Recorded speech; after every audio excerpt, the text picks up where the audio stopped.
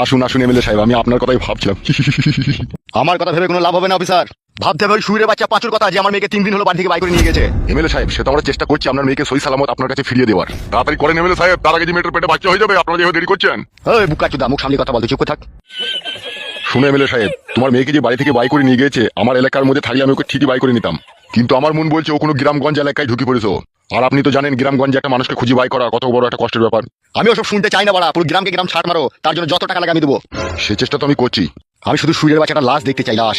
মেজবাবু গিয়েছিল এখনই পাঁচুর বাবার কাছে, ওনার স্ত্রী বলেছে নাকি এখনই থানায় দেখা করবে, তা উনি মনে হয় আসছে যত সম্ভব। ওকে জেলের ভিতরে হয়ে ঘাকত দাও, তাইলে ও সত্যি কথা বলবে। এমএলএ সাহেব, আপনি আইনের লোক হয়ে কেন বেআইনি কথা বলছেন?